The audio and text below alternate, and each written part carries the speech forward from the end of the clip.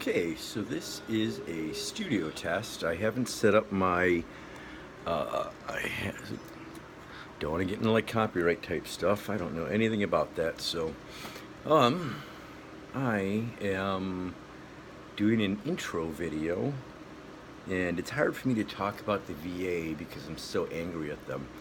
But I am planning on actually writing two books. My name's Corpovuco. My first book is going to chronicle my high school years through my 4 years in the Marine Corps, where I eventually start off as this undisciplined piece of shit and steel and going through boot camp and then having the drill instructors kick the shit out of you, then all you're left with is steel.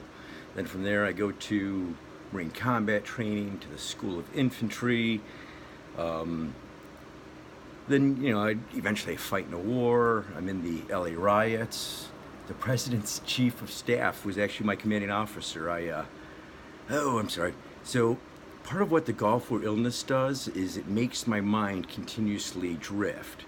So, if you ever see me on the street and start talking to me, you'll probably notice that I talk like a normal person, but that's because the other person is continuously redirecting my attention. And I'm going to drift a lot, and whatever you do not let my disability bother you, then I let it bother me, okay? In my story, you're going to see a lot of people cry about various things. I have no idea why I have such a propensity for making men cry, but it happens a lot. When I laid out my story to my primary care physician when I last saw him, love the man, but he had like 4 full-on streamers, not like the little sympathy drop. He had 4 full-on streamers when I'm sort of just laying out with all of the things that I've been through with the VA and how I just need this one Gulf War illness diagnosis. And I got my Gulf War illness diagnosis, and by July, I should be getting 100% disability, which is like $3,000 a month. Not bad for a guy who's 48, and yeah, I'd rather be healthy and in the prime of my career, but I'm not, and one of the things I've learned early in life is, you just have to play your hand the best you can. So after my time in the Marines, I went off and I got a degree in electrical engineering. Some of my closest friends are Marines. And all right, so this is an intro. What I'm at, 2 minutes. I probably don't want to drag it on too long. I am going to write 2 books eventually. First book, I'm targeting fall of 2025. I know it sounds like a long time out, but I am disabled. As my story gets out and I start getting different people involved, I'm sure I'll be able to speed up the timetable. But the first one, my time in the military through my parts of my career that are sort of relevant to my battle with trying to get a diagnosis for Gulf War illness and talking to thousands of doctors in the VA and I have never met a single doctor in the VA that knew about Gulf War illness when I first talked to them. So yeah, I know I'm going to be getting my check soon, but if you've ever been to a rehab or if you've ever suffered from depression, one of the things that they tell you is you're not alone. Well, in my case, I also know I'm not alone. I'm not the only veteran that's going through this. And one of the reasons that I'm so freaking angry about this is when I look at the statistics now, it turns out that we came home from war and, and people started getting sick, and, I moved on with my life, and my last full year working, I worked a lot of overtime, but I made $127,000. Not bad for a guy who's single, right? And the cost of living in there is really cheap, but I also donated $1,000 to Wounded Warriors because I knew how lucky I was, or how lucky I thought I was. Man, this Gulf War illness thing, woo! If you were over there, so 692,000 Americans went over to give the people of Kuwait their country back. This is in 1991. Of those, the last statistics I saw from the government, it was like, first they had like 50,000 people with the illness, then 100,000, 150,000, and they don't really measure, like they don't say the illness, they say with 3 or more symptoms in these 6 different categories, and the last I saw was like 250,000, this is before I got sick, but 250,000 out of the 692,000 men and women that I fought with, and nobody nobody in the VA knows it exists. And the thing that really burns me is I was in the prime of my career. I worked really hard to get where I was at, and nobody fucking told me it was coming. Nobody told me what the warning signs are. And yeah, I'm gonna get my money from the VA, but now I'm not happy because I want the next guy to know what's coming. The VA gave up on this shit a long time ago. You know what they do for Gulf War syndrome? They treat the symptoms. If you have 10,000 new cases showing up every year, look for what's causing it. My name is Corporal Vuko, and I'm mad as hell, and I'm gonna tell my story. And as I tell my story, you're gonna laugh a lot, you're gonna cry a lot, you're gonna laugh and cry a lot, and I've never in my life sought fame or fortune. I just wanted to live a good, balanced life in this country that I helped make free. That's all I ever wanted. And I know that I have to tell my story. It's a great story, but I have to tell my story because next year there's gonna be a guy just like me he's at his job, his memory starts going, he starts getting all kinds of weird skin things, and before you know it, he's on a performance improvement plan and he's getting fired. Then he's struggling to work with a recruiter to try and get a job. This Gulf War illness stuff, it sucks. But don't let it affect you worse than it affects me.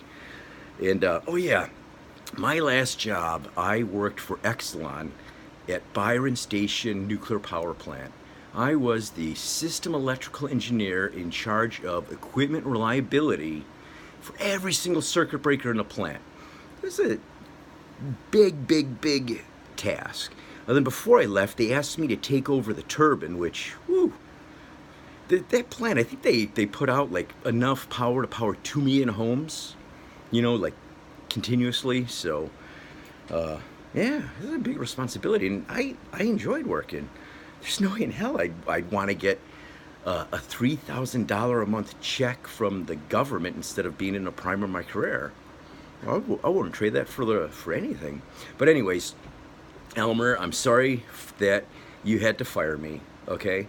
I know that my Gulf War illness made the way things ended pretty rough, but I really look up to you and I respected you. And I know that when I was fired, I knew that my health was going to shit, and I knew that I really needed to take care of myself. So I always thought like being fired would be like this traumatic experience. For me, it was really good. Really good. I was just so relieved that I could focus on my health and not have to worry about the job and Cobra and the benefits from Exelon when they fire you. They're outstanding. Do you know what they do? They pay a recruiting company to help you find your next job. Can you believe that?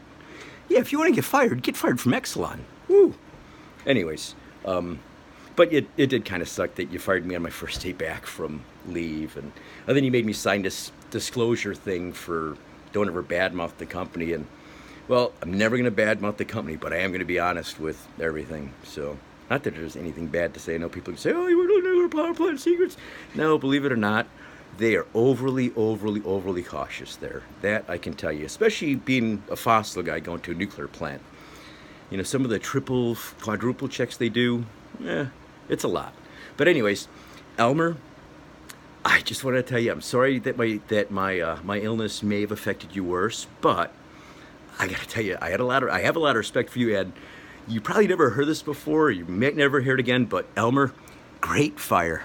Not only did my performance not improve, I got a lot worse, brother, a lot worse. Anyways, I hope you help me share my story and what I need. I know I'm gonna be getting money from the government in July, but if I get, like my brother said, if I get like 1,000 YouTube followers and people watch 4,000 hours, I'm gonna be putting out a lot of videos because, woo, some of the things the VA said to me, the very first doctor I saw at the VA, she goes, oh my God, I still can't believe this happened. She goes, I don't think the Gulf War illness exists. You need to wash your face and get a job.